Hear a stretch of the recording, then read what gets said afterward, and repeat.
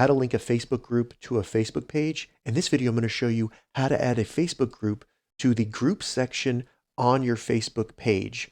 So by the end of this tutorial, you'll have your group showing up under the group section on your Facebook page. And if this video helps you, please consider giving it a like and also subscribe to my channel because that really helps me out. Now, Facebook has made this process pretty complicated, but I'll give you a quick overview before we do it so that it's a little easier. Basically, we need to have our Facebook page join our Facebook group.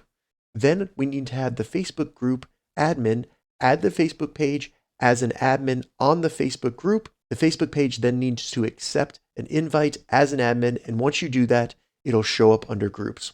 So now to do that process, simply go to facebook.com, log into your account, and then switch to the profile for the page you want to link to a group. Once you've switched to the profile for that page, go up, search the name of the group that you want to link to your Facebook page.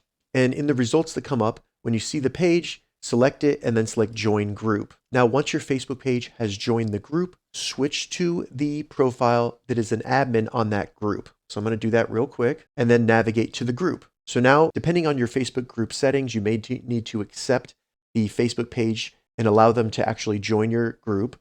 But once they have successfully joined, go to people and then members and find the Facebook page that you want to link to your group.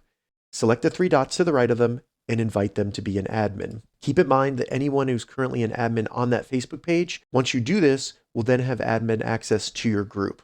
So go ahead and send the invite. Now all we need to do is go up to the top right and switch to the profile of the Facebook page that we're linking to the group. Once you do that, it'll load the group and you'll see that you've been invited as an admin for this group. Accept that. So once the Facebook page has accepted an invite as an admin on the Facebook group, all you need to do is navigate to your Facebook page. And when you go to the More section and select Groups, you'll then see your Facebook group linked to your Facebook page.